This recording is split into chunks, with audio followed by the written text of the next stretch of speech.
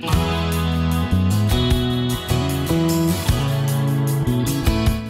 to Motivated to Lead podcast, helping you become a better leader. I'm your host, Mark Poinsine.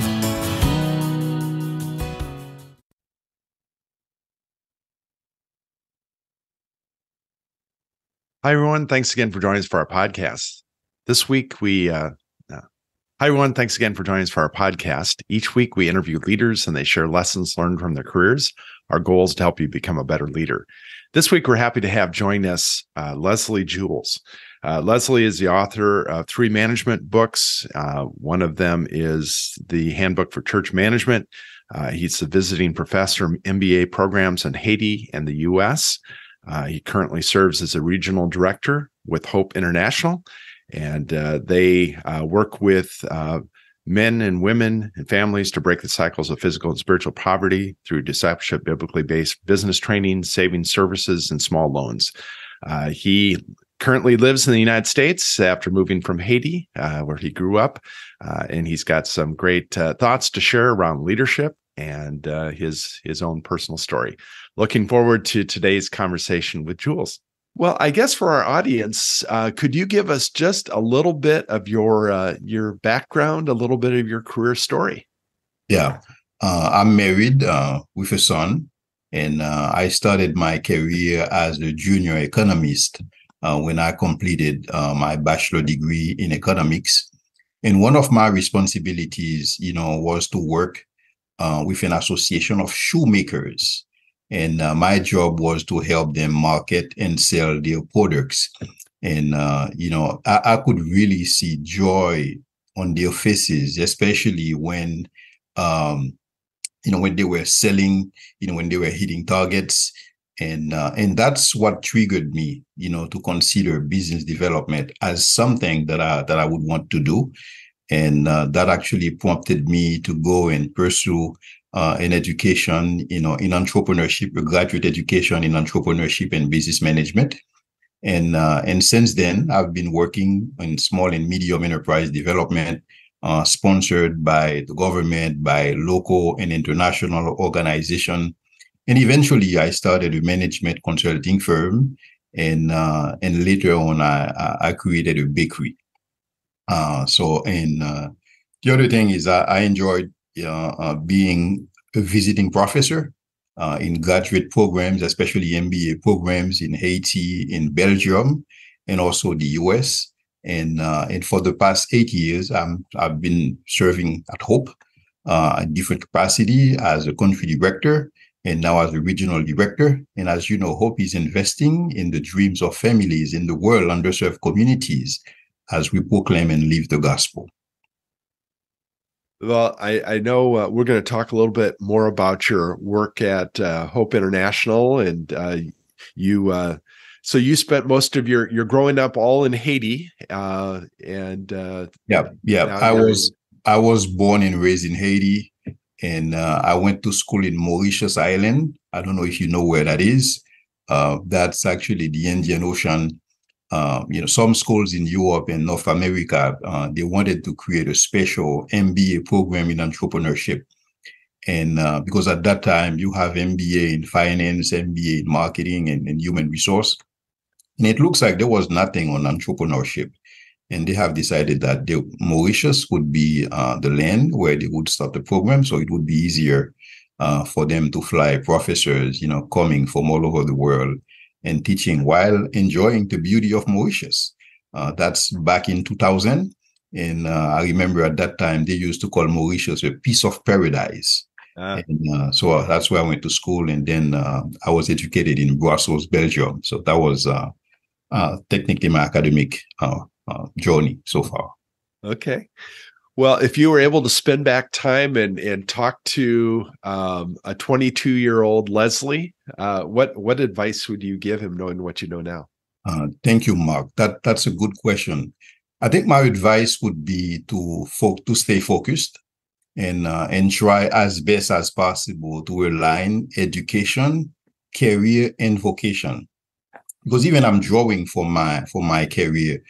Yes, I have worked with nonprofit organizations and with for-profit organization, but the focus has always been economic development.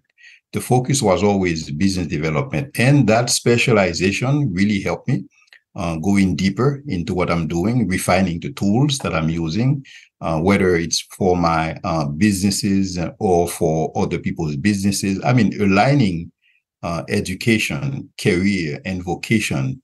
I know it's a gift from God, but this is something that, I would definitely advise, most young people starting in their career, to consider instead of, spreading oneself too thin. I think it's good to be aligned, and to make sure that you have a clear vision and that you have a sense of a calling. And if you can match, if you can combine, your education, your vision in terms of career for yourself with your vocation and calling, that will pay dividends. So talk a little bit about Opportunity International, just some of the important work that they're doing around the world, as well as in Haiti, and just some of the innovative things that they're doing. Yeah, Hope International is working in 20 different countries across the globe. We have two different programs. There's a savings group program that we have where we would partner with the local church, and we would start saving group. A saving group is a group of 15 to 25 people who agree to meet on a regular basis, and they pray together. They study the Word of God, and they save money. And that money that they save would be invested, in business or in personal projects, that they would have. And there's also a microfinance program that we have also in different countries. So these are the two programs, that we have mostly when it comes to economic development. So thinking back to, we have a number of new leaders that listen to this podcast. If you think back to the first time that you were asked to lead a team, what do you wish you would have known earlier about leadership? When it comes to leadership, I would say that one of the things that I really wish that something that I know now that I didn't know back then is that, especially when you are recruiting leaders, you want to recruit today, but you should have the future in mind or the future in perspective. Because what I'm realizing is that often, when we recruit based on actual competencies that people possess, which makes sense because we want to have leaders that can get things done. But at the same time, we must realize that, competencies can become obsolete over time. And now it's really faster than we think. So therefore, recruiting leaders that have, leaders who believe in lifelong learning, leaders who are willing to learn new skills and adapt to an ever-changing context, I think this is something that will pay dividends and also keep you thriving. The other thing that I believe that I would do if I was starting now, that would be putting more emphasis on qualities, on character over competencies, because people can develop competencies, either on the job or during some kind of practical training. But when it comes to, values, this is where really you need people that have values that can align, with the organization. Because when you have that, everybody wins. For the person, for the leader himself, he wins in the sense that, there is no misalignment, between his personal conviction and the organization or the cause that is actually supporting, and the fact that the organization wins as well, because you have like-minded people. You have people that share your values, and therefore the sky's the limit in terms of what can be achieved. So you've had a number of different experiences, kind of cross-cultural, and I think sometimes people are put in positions where they haven't worked internationally. What are some things that you would say to a person that maybe has been put into a position where they're going to have to work with teams that are around the world, which is becoming more common? What are some lessons that you've learned regarding that?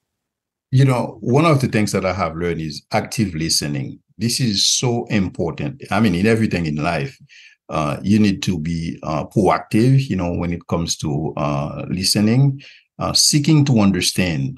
This is really important, especially when you are dealing with new cultures, and you want to make sure that you take time, to learn about that new culture, understanding practices, understanding customs, and see how, our relationship can be more productive.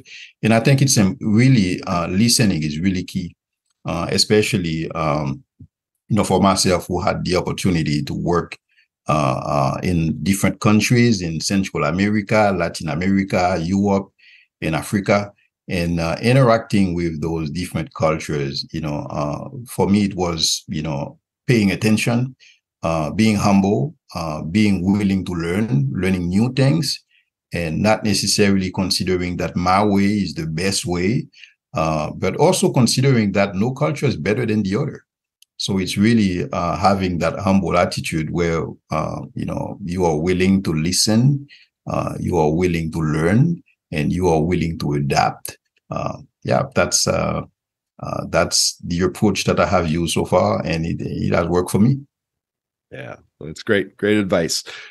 So thinking about just the needs that are so many around the world, what are some things that you see that maybe people are not aware of that are taking place, where somebody that maybe isn't working in a position like you are, that has kind of frontline view of what's going on, how can they get more involved as far as in helping others in parts of the world that need that help? Mm-hmm. One of the things that at Hope we have been addressing is really restoring relationship. In terms of, we have like 4 types of relationship that we believe are important in order for someone to thrive. The first relationship is relationship with God. People are, people have that void, they have that emptiness, and they don't know God, and more importantly, they don't know about the Judeo-Christian values and how these values are so critical, for someone's development, and either the pursuit of freedom and free enterprise. I mean, these are good values that can definitely help, an individual or even a society. I'm thinking about Max Weber in his thesis regarding Protestant ethics, and looking at different countries in Europe, how when these countries were exposed, to Judeo-Christian values, how that has really shaped them in such a way that they were in a better position to thrive, economically speaking. And the second relationship is relationship with self. I mean, because we live in a broken world, and sometimes people have a negative image about themselves. I think it's important for that relationship to be restored, for people to understand that they are created in the image of God, and they have absolute dignity, and they can do things, they're coming from a creator, and they can create things too. I mean, developing that can-do mindset, instead of just, waiting for someone to come and fix their problem, whether it's the government, whether it's a humanitarian organization, having people, sitting back and waiting.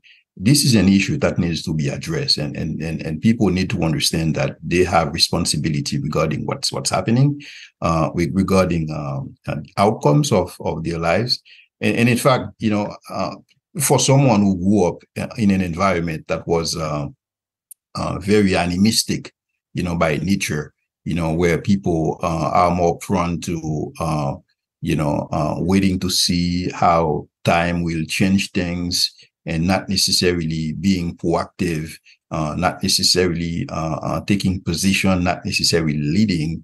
So I found out as I've been working with Hope, in helping people to have a better image about themselves. I mean, this is huge. to see that people moving from a position where they thought that there was nothing that they could do, and now now they can do things. They believe that they have the capacity to take their destiny at hands, and I think this is great. Just to see that. The third relationship is relationship with other people. And, we're living in a world where loneliness is a major issue, where people are depressed, where people are isolated.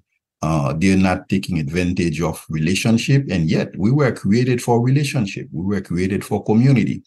And, social capital is so important, when it comes to someone having the capacity to tap into resources that they don't have. And that's why, as I've been working in the saving group program, seeing different people putting their resources together, this is where I've seen that they can achieve things that they could have never done, if they were in isolation. The fourth relationship is relationship with the environment. So we live in a broken world. That is true.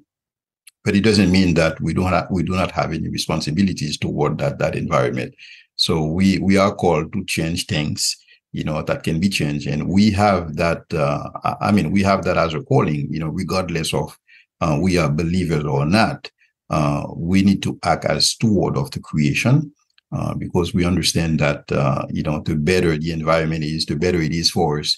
So I've seen, when people understand these four relationships, how they come into play and their responsibility in the process. I've seen people, having a better understanding about, their responsibilities in that sense. That's great. So I know that that every leader is a learner. And is there any books that you would recommend to other leaders that you think would be helpful?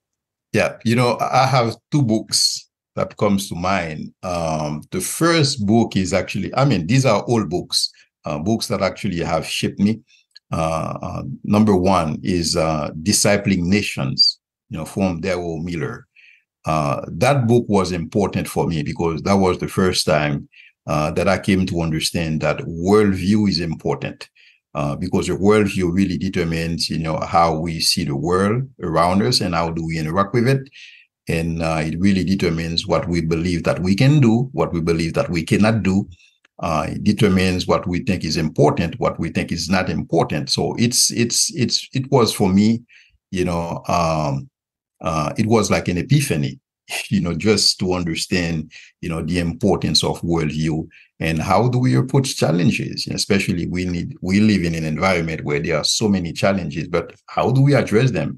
And our response would be determined by our worldview. I think this is one book that has really influenced me in a sense that it helped me understand myself and my relationship with my environment.